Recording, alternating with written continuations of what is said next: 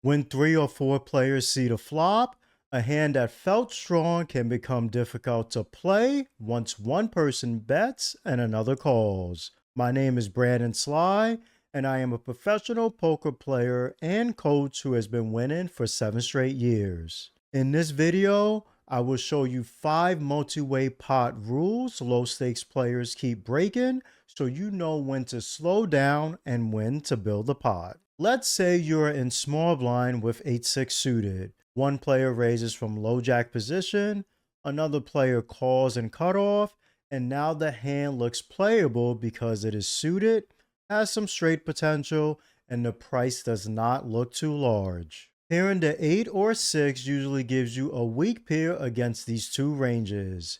A flush draw is not to the nuts, and you still have to play out of position. Yes, 8-6 suited can make a straight or flush, but far more often it leaves you guessing with a weak pair or low draw.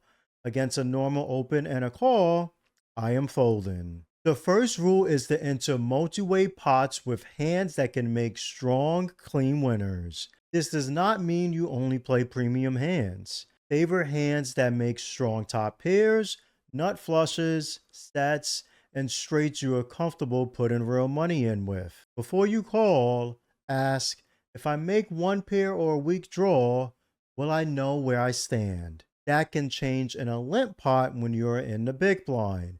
If everyone calls and it folds to you, now you have the option to check and take a free flop. You are not committing any more chips to the pot. If loose pre-flop calls keep creating expensive decisions after the flop, you need the low stakes poker blueprint, a free guide with 100 rules for the low stakes spots that come up again and again. Scan the QR code on screen or use the link in the pinned comment and I'll send it to you for free. But even when the hand is worth playing, the price you see is not always the price you are going to pay. A loose player opens from under the gun and you look down at Queen 10 suited and hijack. Calling can feel fine if you only compare your hand with the opener's range. Now look behind you. Aggressive players are in the cutoff and on the button, and both can re-raise. If you call and one of them 3-bet squeezes to a good bet size, Queen 10 suited will usually have to fold. Now you put money in and never even get to see a flop. Ask who is still left to act and how often they raise. With 2 aggressive players behind you, folding before you put in the first call can be the best decision. The second rule is this: your call is not the end of the action. When you close the action, nobody is left behind you to raise and make you put more money in before seeing the flop. If cutoff only calls behind you, the original price did not become larger, but now there is another range you have to beat. If cutoff re-raises, the amount to proceed changes and you have to make another decision. The same problem happens after the flop. You call a bet with 2 players behind, one can raise and put you in a similar situation, or call and give you another range to beat. A call behind does not make the bet larger, but it does make the field stronger and decreases the percent chance of taking down the pot. This does not make every call with players behind a fold. Passive players, a small size, or a hand that plays well multi-way can change the decision. The mistake is acting as if the action is finished when people behind you still have chips and cards. When nobody raises and you reach the flop as the aggressor, another mistake begins. Players believe raising before the flop gives them permission to keep betting no matter which 3 cards appear. Let's say I open ace-king from hijack, players in cutoff, and a big blind call. We are 3-handed headed to a flop of king 8-3 rainbow. The big blind checks and I have top pair with the best kicker while cutoff is still behind me. What worse hands can call? There are weaker kings, some pocket pairs that may continue at least once, and some 8x holdings too. Betting can get value from those hands and even more if you are against opponents who do not like to fold. This gives the continuation bet a clear job instead of me betting only because I raised pre-flop. Now, keep the pre-flop action exactly the same and change the flop to 9-8-7 with 2 hearts. I still have ace-king, but this time I do not have a heart. The cutoff and big blind can both have more pairs, two pair, sets, straights, pair plus draw hands, and strong flush or straight draws. They connect with this board much more often than they connect with King 8-3. If I am betting only because I raised pre-flop, the bet has no clear purpose or meaning behind it. I am not getting many better hands to fold. There are fewer worse hands that can call for value, and my bet has to get through two ranges that are ahead of me almost always. The next rule is that being the pre-flop aggressor does not mean you automatically continuation bet the flop. This does not mean I bet King 8-3 every time or check 9-8-7 every time. The question I want you to ask is, who connects with this flop and what worse hands can call me? The board, players, and ranges answer this question. The title of pre-flop aggressor does not. Now, do not take this too far and believe every multi-way pot needs to be played passively. Checking with a marginal hand is completely different from hiding with a very strong hand because you are afraid everyone will fold. Let's say a player raises pre-flop from hijack, I call on the button with pocket fives, and the big blind calls. The flop comes Queen 10-5 with two spades. The big blind checks, the original raiser continuation bets, and the action reaches me with bottom set. Calling can feel attractive because you want to keep everyone in, but what worse hands can call a raise right now? Top pair, over pairs, flush draws, straight draws, and some two pair hands can all continue. If I only call a spade, king, jack, 9, or another scary turn can slow the action and stop those hands from putting in more money. In this example, I am raising.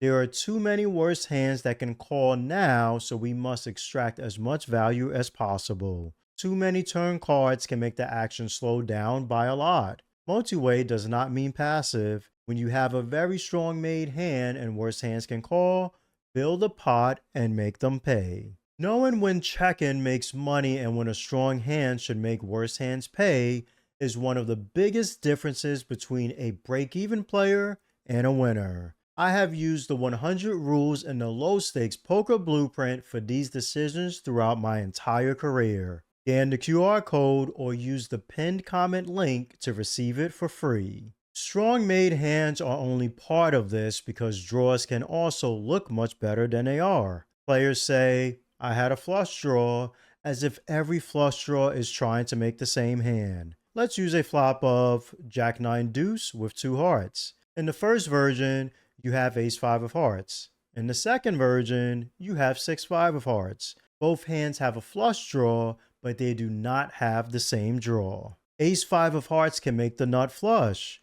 When another heart arrives, nobody can make a higher flush. 6-5 of hearts can hit the card you wanted and still lose a very large pot to a higher flush. Improving your hand does not guarantee you improve to the best hand. The same problem happens with straight draws. You have King Queen with no heart on Jack 10-4 with two hearts. Any ace or 9 gives you a straight, but the ace of hearts and 9 of hearts also complete the flush. Those cards still improve your hand, but they are dirty outs because they can improve somebody else to an even better hand. The fourth rule is to judge the quality of the draw, not the name of the draw. Ask yourself, if my draw comes in, how often am I going to have the best hand with multiple people calling? Then look at the amount to call, the players behind you, and whether you are closing the action. A low flush draw is not an automatic fold, and a dirty out is not a completely useless card. The point is to stop counting every card that improves you as if it guarantees the pot. If a large amount of money goes in after you make the low flush and chips are flying with multiple players, are you going to feel confident? That answer tells you why two hands with the same name can have very different values. The next rule comes in with one of the most common things I hear. Two people called so they can both still have anything. This is not how the action or poker works. Let's say several players limp and 4 people see a flop of Ace 10-7 rainbow. An early position limper bets the size of the pot into 3 opponents. That is the first real sign of real interest because this player chose to bet large without knowing what three other people were going to do. A late position overlimper sees that bet and calls while players still remain behind. Their call does not tell the same story as the first player's bet. The bettor chose aggression into the entire field. The caller saw that strength, knew the action was not closed, and still decided the hand was worth continuing. The players behind fold, so they go heads up to the turn. The early position player bets large again, and the late position player calls again. The first player has chosen aggression twice. The second player has seen strength twice and continued both times. We do not need to guess one exact hand. Both ranges are getting stronger, but for different reasons. The next rule is to count every player who keeps putting money in, then ask what their position and actions say about their range. Position does not prove someone has a strong hand by itself. An early position limp can still come from a weak player with too many hands. What matters is that the player then bet pot into several opponents and bet large again after getting called. The late position player is not automatically weaker either. Repeated calls can come from a made hand, a strong draw, or a player trying to trap with a very strong hand. The point is their ranges should not look the same, and neither range should look the same as it did before the flop. Now let's bring this back to only having one pair. You have ace-9 suited on ace-king-queen rainbow. Everyone checks to a loose player in late position. They make a small bet, everyone else folds, and your call closes the action. Ace-9 can still be ahead, so a call makes sense even with a weak kicker. Let's change the action. An early position player bets pot into three opponents and another player calls. Ace-9 is still top pair, but now you need to beat a range that chose a large bet into three opponents and another range that saw that strength and called. Against this normal low stakes action, I am finding the fold very easily. When action starts building multi-way, one pair cannot keep going as easily as it can heads up. This does not mean one pair is an automatic fold because several people saw the flop. A small bet from a loose player is different from a pot-sized bet followed by a caller. It means you must stop treating top pair like it only has one opponent and range to beat. With a set, straight, or another very strong made hand, the same action can be the reason to build the pot because several worse hands are willing to put money in. Knowing when the action is telling you to slow down is different from playing tight by default.